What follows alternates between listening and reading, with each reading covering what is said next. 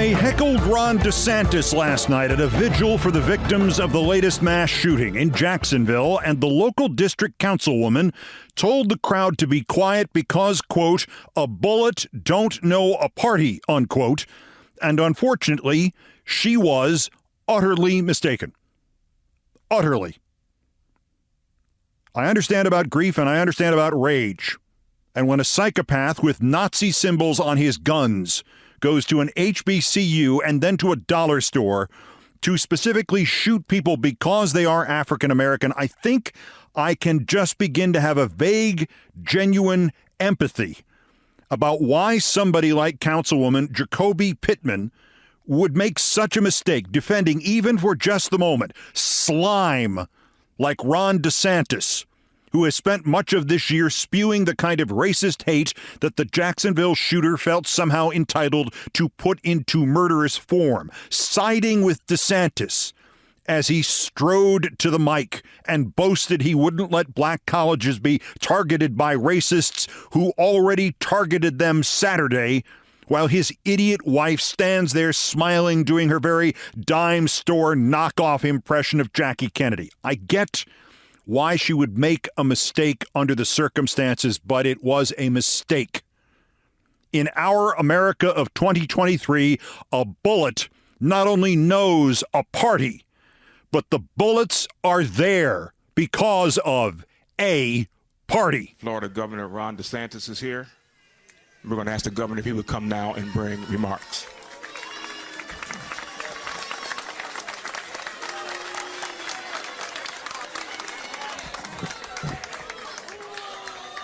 Well, thank you for doing this. I want to just say to the councilwoman, I got you. Don't worry about it. We've already been looking to identify funds to be able to help. One, make sure there's adequate security for Edward Waters College. We are not going to allow these institutions to be targeted by people.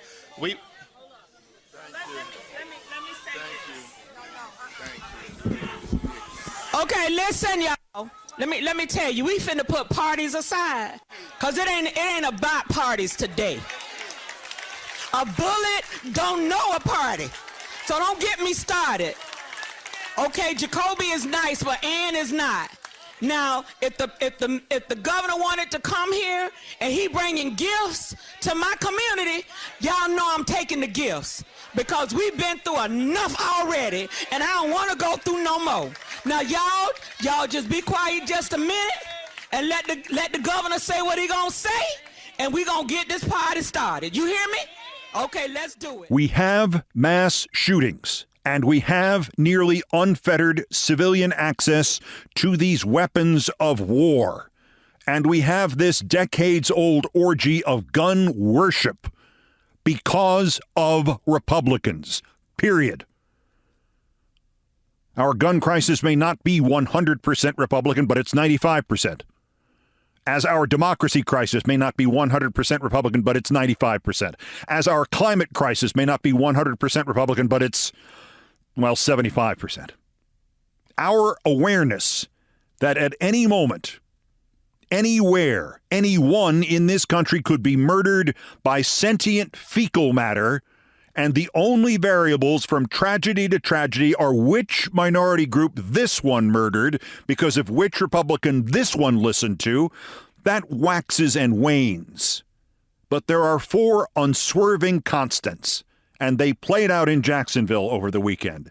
They had the guns because of Republicans. If they didn't have the hate already, they got it because of Republicans.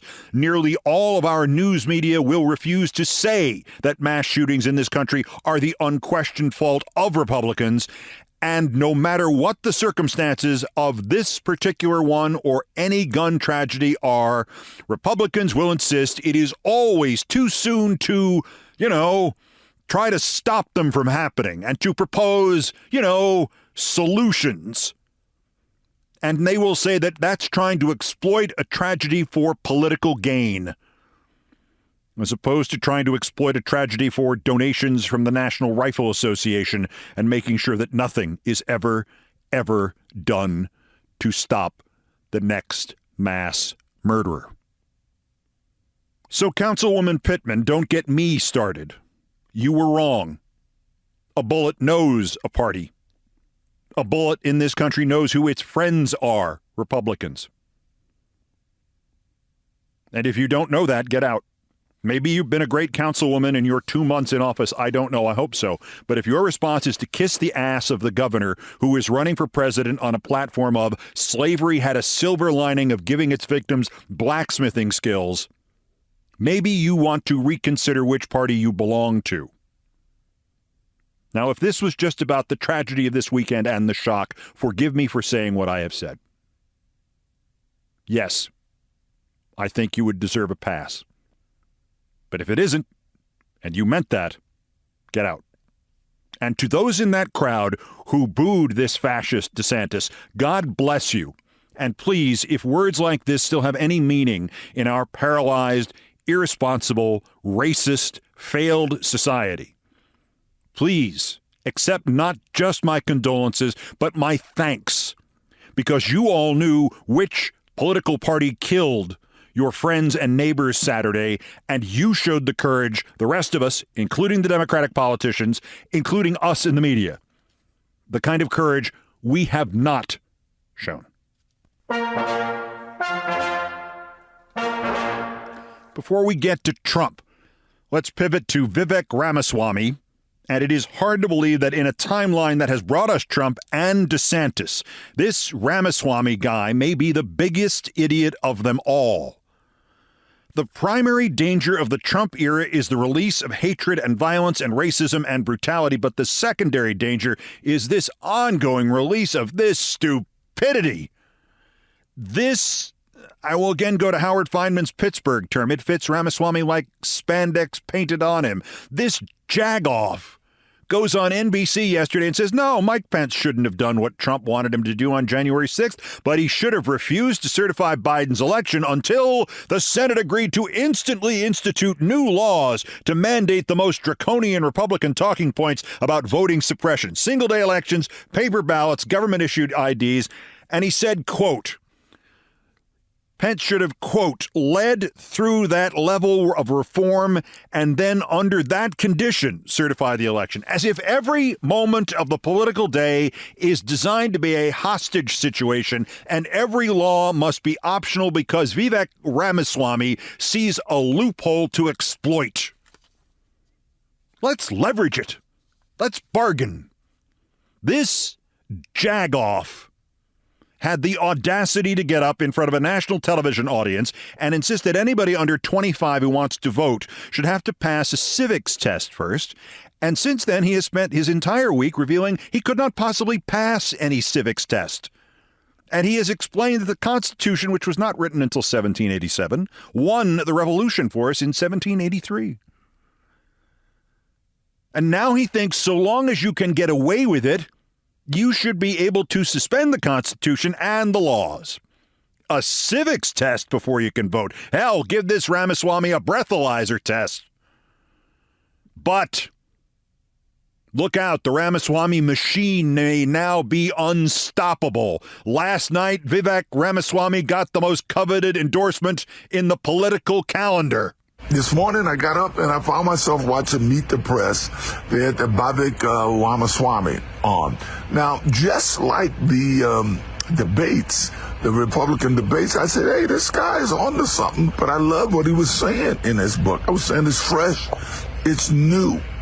I got a little problem with his foreign affairs take. And if he got himself an experienced person to run with him, an experienced person, I would say, like Nikki Haley, somebody that knows foreign affairs, this guy would have a chance. I think this guy really would have a chance. O.J. Simpson endorses Vivek Ramaswamy. O.J. for the Ramaswamy-Haley ticket. I'd say it's the kiss of death, but, you know. I mean, how can somebody not just this stupid, as stupid as Vivek Ramaswamy, how can somebody not just this stupid, but this stupid he thinks he's the smartest man alive, run for president? Well, how is somebody this stupid a sitting senator from Tennessee. Marsha Blackburn tweeted, "The left is able to release Donald Trump's mugshot, but they still can't tell us who brought cocaine into the White House." And you wonder, is she really so imbecilic as to not understand that those two things have nothing to do with each other? Oh, and that she doesn't know that virtually all mugshots everywhere in this country are released? And she hadn't noticed that the leading distributor of Trump's mugshot, the one where he tried to look like Big Brother and tried to hide his double, triple, quadruple, and quintuple chins, she doesn't know that the leading distributor of the mugshot was Trump himself? Marsha Blackburn, Ramaswamy, dozens more Republicans. I mean, they can't be naturally this stupid and have survived to the ages they have reached. They would have walked into open manhole covers by now. All of them. There's only one other explanation. They must be high as a kite all the time.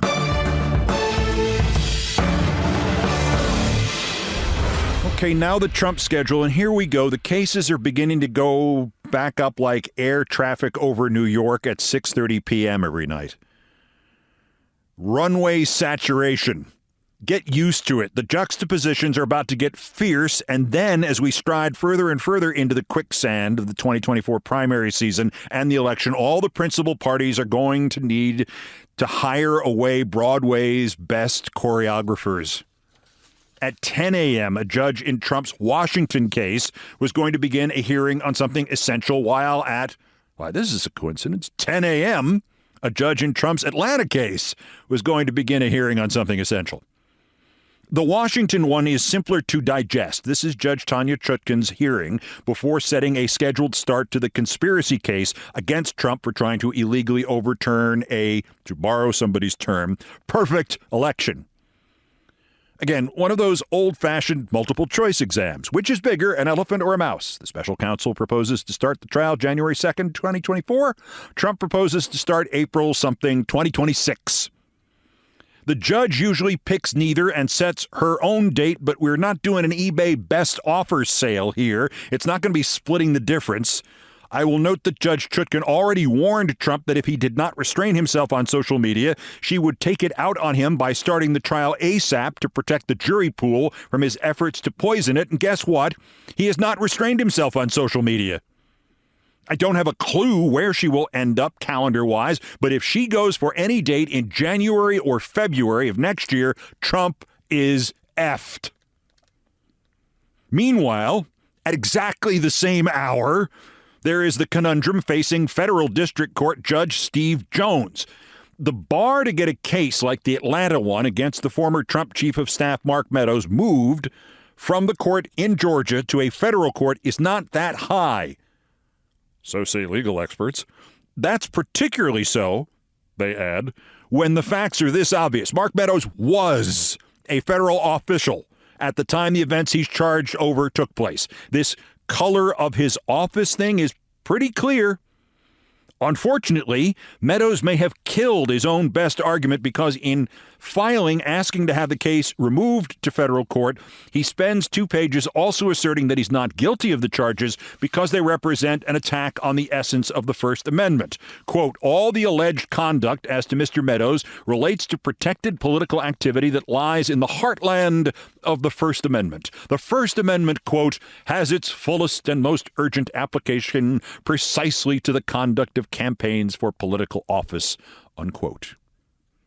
Cool. Small problem, the Hatch Act. You're not allowed to conduct relating to protected political activity and campaigns for political office while the color of your office is green for go, go, go. In short, Meadows is asking the judge to protect him from being charged with one crime by boasting for 2 pages that he committed another crime. Judges don't like that. Late last night, Meadows shored up his legal representation, and clearly not a moment too soon, he added one of the deputies from the Ken Starr Bill Clinton prosecution. not Brett Kavanaugh. Regardless, ABC reports the courtroom will be packed in the Meadows case with representatives of many of the other members of the Trump 19 because many of them want their trials moved to federal court as well.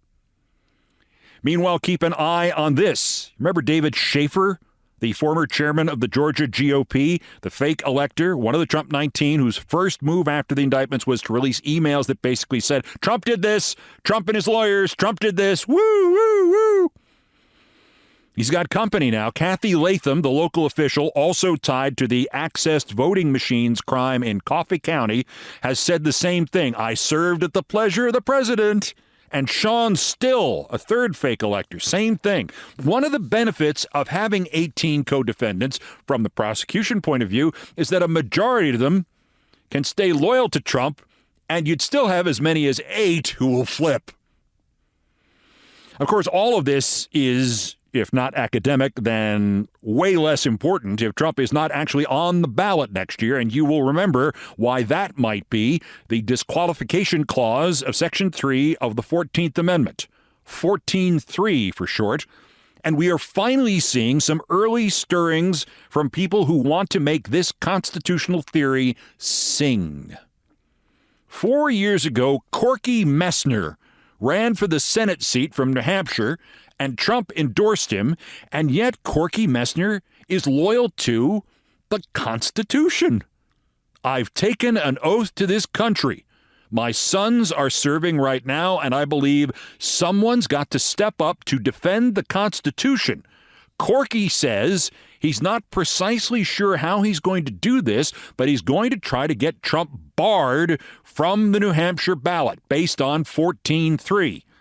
ABC News reports the New Hampshire Secretary of State met with Mr. Messner on Friday and will now confer with the state attorney general, but the Secretary of State does think this needs to be tested in court. And yes, the New Hampshire Republicans are just ornery and old school enough that they can be rabidly pro-Trump, but angrily more pro-Constitution. And now in Florida, a tax attorney named Lawrence Kaplan, paging Mr. Kaplan, please, has sued in federal court to keep Trump off the primary ballot next March 19th in Florida based on 14.3. Next, CREW, Citizens for Responsibility and Ethics in Washington.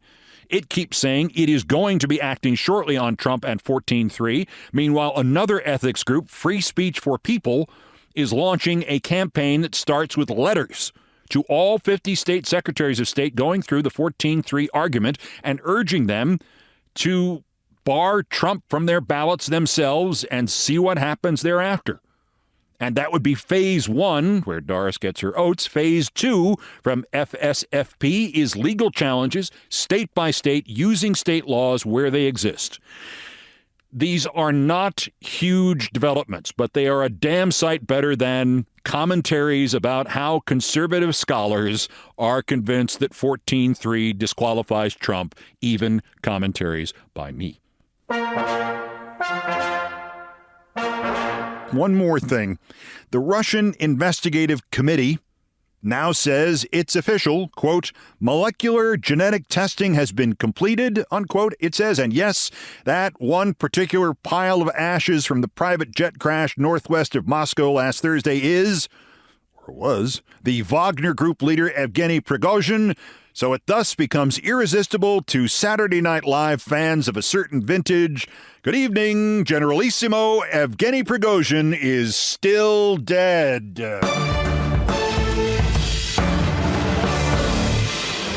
Also of interest here, the murmuring is beginning to get louder. There is a push starting to get Jonathan Turley fired by George Washington University Law School.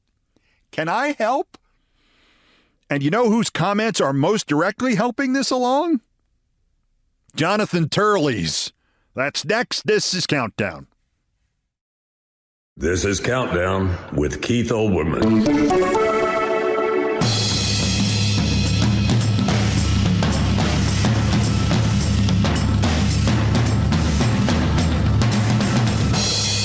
This is Sports Center. Wait, check that. Not anymore. This is Countdown with Keith Olbermann. In sports, the Spanish soccer kiss crisis continues to cascade. The world governing body for the sport, FIFA, has now suspended the president of the Spanish Football Federation for 90 days. He has vowed to fight any punishment. Every one of Spain's 11 assistant managers and coaches has quit in protest. Each Spanish player has refused to play again for their country. Other nations are vowing to refuse to play Spain ever again because the FIFA suspension is insufficient. The Federation chief, Luis Rubiales, celebrated Spain's World Cup victory, first by grabbing his crotch and then by grabbing the back of the head of the Spanish player Jenny Hermoso with both hands and kissing her on the lips. She said it was not consensual. He issued a statement that translates from Spanish to English as some sort of gibberish about consent via the circumstances, and apparently it's even worse in Spanish. It loses something in the original. Something about her lifting him by the hips. His conclusion, he's not resigning, and if you keep trying to make him, he'll just keep saying he's not resigning. No voy a dimitir. No voy a dimitir. No voy a dimitir. No voy a dimitir. No voy a dimitir. Okay, fine, you're not resigning. They'll fire you instead. The Spanish government says it is now trying to remove Rubiales by legal means. The Spanish Football Federation says it has activated its sexual violence protocol and is investigating its own federation president. In Chicago, we might be able to use the Spanish Football Federation to look into this 3 days later, and the White Sox are still not clear how two fans got shot as they watched Friday's game from the bleachers. They don't even know if the shots came from inside or outside the stadium. A 42-year-old woman took a bullet in the leg and was hospitalized in fair condition. A 26-year-old woman suffered a graze to the abdomen and did not need medical attention.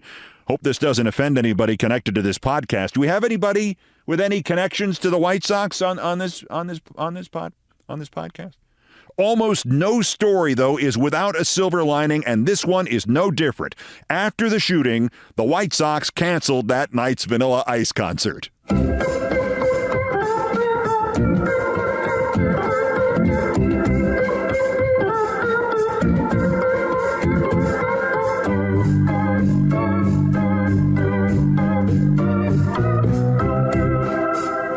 Thank you, Nancy Faust.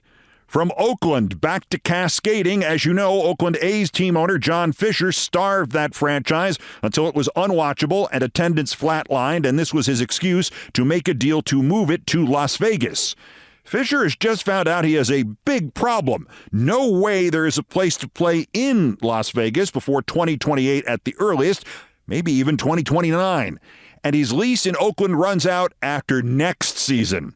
He's had the gall to ask Oakland for an extension.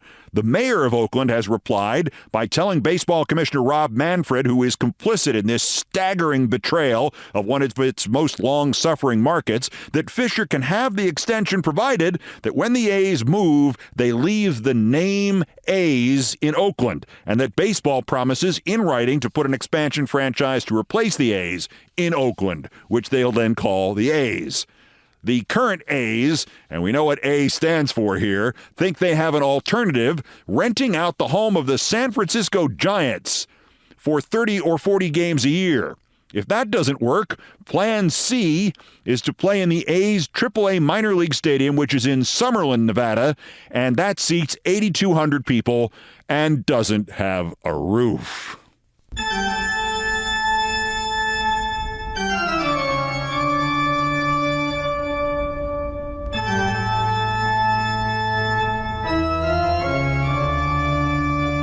Still ahead on an all-new edition of Countdown. Oh, it's anniversary month. I mean, I've been around so long, it's always anniversary month for something. This time, it's the anniversary of the start of my television career, and thus previously untold tales of Ted Turner. First time for the daily roundup of the miscreants, morons, and Dunning-Kruger effect specimens who constitute today's worst persons in the world. Should have done that with a southern accent. Worst persons in the world. My Ted Turner impression. The bronze to Zillow, the online home selling site. It posted that 10 days before Trump was indicted in Georgia, he had sold Mar-a-Lago for $422 million to his son, Junior. You know. Even though Zillow estimated the value of the place at $24 million, that was the price, $422 million. Needless to say, this was interesting. Sounded like something drug lord would do before faking his own death. 5 hours later, Zillow finally answered a lot of inquiries by saying, without further explanation, that this was a thing that was posted in error, and they took it down. In error, you bet. The runners-up, Tucker Carlson and Elon Musk, continuing to lie about how many people saw the Carlson flatulent lap-sitting interview with Trump. The number they're now claiming who saw it is like 300, 400, I don't know, 11 billion, whatever it is. In fact, that number that they are putting out is how many people saw the tweet of the interview in their timelines. The old video view number that Musk has now hidden from Twitter only required that people watched something for 2 seconds to count as a viewer, so it was bad enough. Mashable reports that the number of people who watched the Trump-Tucker Carlson interview for at least 2 seconds was only 14.8 million. 2 seconds. Who watched it for even a minute? Way less. The debate, for which it was supposedly counter-programming, got 12.8 million on Fox.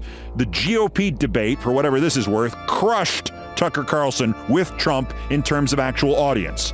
In short, under Musk, Twitter has a new metric, which includes people who watch something and people who don't watch it. Genius, I tell you. Genius. But the winner, Jonathan Turley. People keep asking me about Jonathan Turley, who used to be a regular on Countdown, and what happened to him. My answer is, I assume it's blackmail. The real question is, what's going to happen to him next? There is mounting pressure on George Washington University Law School to get rid of him. The latest atrocity from John Turley, described online by somebody as Mike Lindell with tenure. He is whoring out his reputation by telling his new pimps at Fox that he can't understand the Trump charges. Because when Trump called Secretary of State Ken Raffensperger of Georgia and asked him to find 11,570 votes, he was just demanding a recount. A recount. That's all it was. The recount, which had already taken place before the phone call a month earlier, a month after the audit. Worse, Turley is in direct disagreement with somebody very well respected in the legal game who tweeted on January 3rd, 2021, quote, telling Raffensperger to, quote, find the votes on the Saturday before the inauguration is breathtaking. I am as mystified by the request as I am by the logic. Such an opportunistic move to secure the 16 electoral votes would not work to change the outcome. Who tweeted that position, completely contradicting and out-arguing John Turley? John Turley. John Turley said that the request to Raffensperger made no sense. Couldn't figure it out. Now he says, oh, it was just a recount. He's being blackmailed. John, remember when they tried to blackmail Jeff Bezos to give Trump good coverage? You really think Bezos was the only one looking at you, Turley, today's worst person in the world?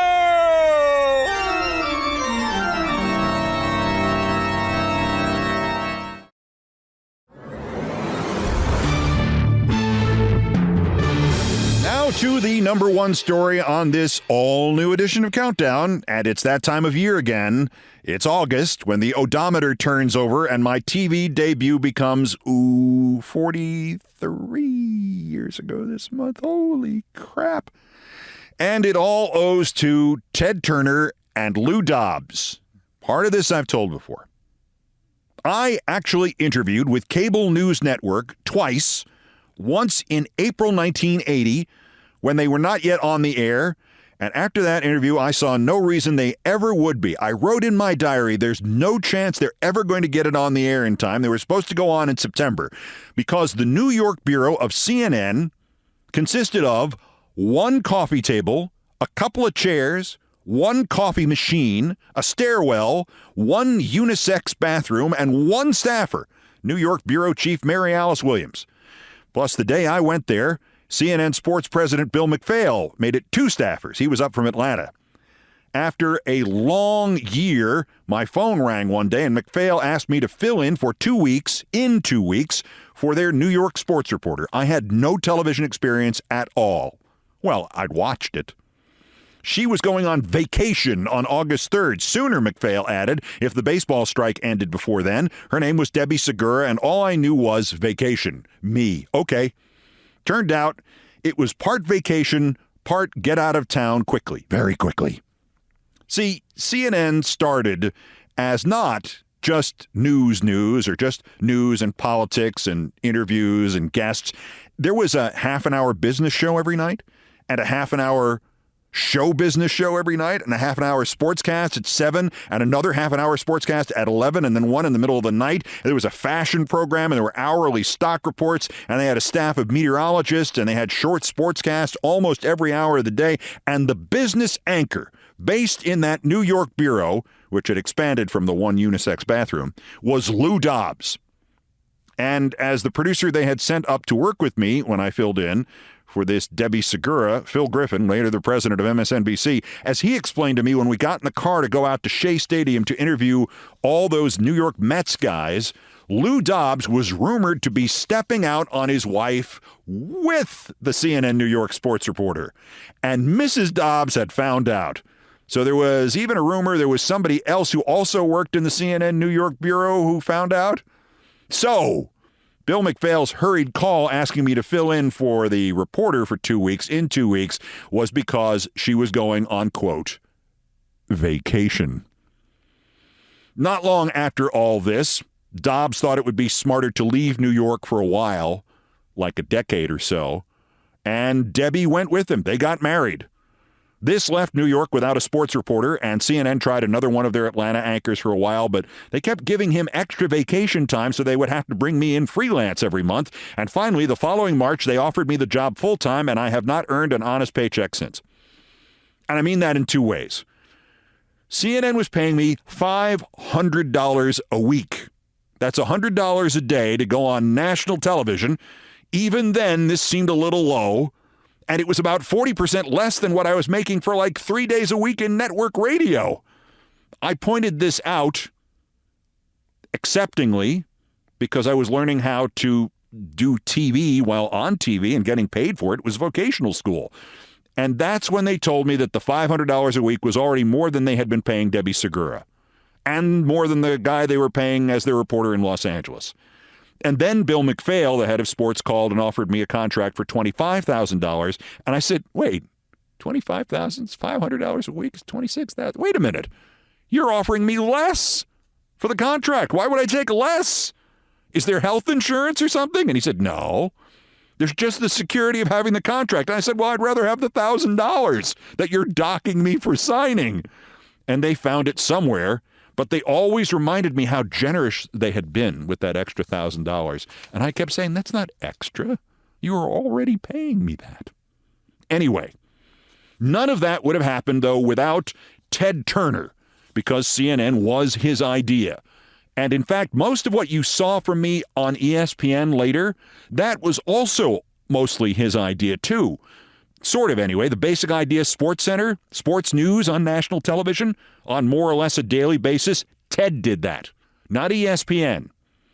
And the daily sports news studio show on at the same time every day or night with the same anchors, treated as seriously as a half an hour of news, Ted did that. And buying sports teams to have something to put on your television station, Ted did that too. WTCG, Channel 17 Atlanta, was the fringiest of fringy TV stations when Ted Turner bought it in 1970. But then 6 years later, he bought first the Atlanta Braves and then the basketball Atlanta Hawks, and he bought a couple of satellite dishes, and the FCC made the fateful decision to let him put Channel 17 up on the satellite so it could be shown on those fledgling cable systems around the country, and the next thing you knew, the Atlanta Braves were America's team. And Ted, who was shameless, promptly signed the first baseball player ever to take advantage of what we now know as free agency, Andy Messersmith. Andy Messersmith got what looked like all of the money in the world, more money than any baseball player had ever gotten or we were certain would ever get. $1 million. over 3 years. With one catch. Andy Messersmith had to wear uniform number 17. WTCG channel 17. You seeing where this was going? He had to wear uniform number 17, and instead of having Messersmith written on the back of the shirt over the 17, he had to have the word channel. So Andy Messersmith's uniform, when he broke in with the Atlanta Braves in 1976 as the highest paid player in baseball history, the back of the uniform read Channel 17. Baseball stopped that right quick. It stopped Ted the day he decided that he should see what it was like to manage the Braves, and if it really was as difficult as his managers had made it seem. His lifetime record was 0-1, and he said, yes, this is very difficult. But the cable sports genie, that one was out of the bottle, and nobody was stopping it. And ESPN ran with it. But next came news. Even then, his crazy idea, cable news network, rested squarely on the first regularly scheduled nightly sports newscast in national television history, CNN Sports Tonight, at 7, at 11, and 2 a.m. Eastern. While SportsCenter was on in those days for 15 minutes, one night at 7, and then an hour the next night at 10, and Sports Tonight was there, come news or high water, 7 nights a week. Of course, Ted Turner was not just shameless, he was also technically penniless, so he hired a couple of real veterans to run and anchor the thing. Bill McPhail, who helped invent the NFL on CBS, and Monday Night Football was also his idea, and his former CBS colleague Bob Wussler, and he hired Nick Charles, who was a star of sportscasting on the Washington and Baltimore newscasts. But everybody else, the cheapest hires they could find in 1981. Turner sent McPhail to hire me. That was our second interview. When I told Bill I had made $42,000 the year before working for Charlie Steiner in radio, Bill spit his drink halfway across the room. We were planning on hiring 6 guys to start with for a total of $95,000. This is when they were staffing up what became CNN headline news. I answered that I hoped that the other 5 guys he was going to hire were prepared to make it on $7,000 each, because there was no way I was moving to Atlanta for less than $60,000. Well, they got me anyway, and for less than $60,000, but I did not move to Atlanta. Thank you, Lou Dobbs. And they got Dan Patrick, and Hannah Storm, and Fred Hickman, and Dan Hicks, and Gary Miller, and dozens of others, and reporters, and cameramen, and producers, and executives, and editors, and one sports production assistant from the original crew of CNN Sports wound up becoming the president of CNN worldwide, and another wound up becoming the president of MSNBC. ESPN reshaped television sports, news anyway. CNN created it. And early on, CNN staffed ESPN and much of the industry. And I'm skipping how Turner mainstreamed World Cup yachting, at least for a while, and Ted and TNT, and Ted and the Goodwill Games, and Ted and World Championship Wrestling, whose matches were actually held right above the CNN newsroom, so that often you could hear the wrestlers slamming each other on our ceiling. And by the way, the Braves winning 14 straight division titles, and the repopulation of bison in the country. That was also Ted Turner. But my favorite Ted Turner story comes from something he did not pull off. Not that he did not try. When the football owners forced the players out on strike in 1982, Ted sent me to cover it every day for 8 months. And one day he showed up at the football strike talks to meet with the players. And when he came out, he announced that he would be bankrolling and televising 2 football games in the middle of a football strike, one at RFK Stadium in Washington and the other at the Rose Bowl in Southern California. And basically, these 2 games would pit pickup teams of striking players, the American Conference versus the National Conference. And he called his 2 games the All-Star Season. I've mentioned this elsewhere and before. When I asked him about the acronym for the All-Star Season, he winked at me and shushed me. And then he took me aside and he asked me what I thought. I told him nobody's going to watch and he's going to lose money. And he looked at me and he said, "Nobody watches you. I lose money on you. So what? We'll make money eventually." He then explained that that was really just designed to set up the owners. If he could put the games together and get them on TV with no more than 1 month's lead time, the Players Union was willing to partner up with him.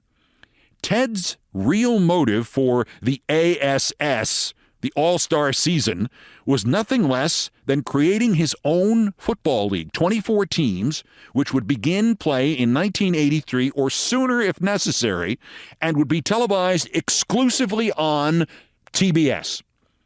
All he needed was the players going along with him and one little labor court ruling that the owners had forced the players' union to go out on strike, and that would allow the union to negotiate with other employers. Well, obviously, you don't have to be a football expert to know that he did not get that court ruling, but they went for it. Ted Turner was shooting for nothing less than killing off the National Football League and replacing it with a new National Football League owned by Ted Turner, and he was going to give the players 50% of the whole league. And don't forget, nearly all of this was done on a shoestring budget, with borrowed money, with all of his employees convinced that he was crazy, and it wouldn't last until next Tuesday, and when we would get our paychecks at CNN in New York, we would race each other to the bank to cash them, just in case there wasn't going to be enough for everybody. So whenever something causes me to get nostalgic about my start in TV, I inevitably find myself going back to Tales of Ted Turner. Oh, and Lou. And Mrs. Dobbs. And the other Mrs. Dobbs. Mrs. Dobbs 1 and Mrs. Dobbs 2.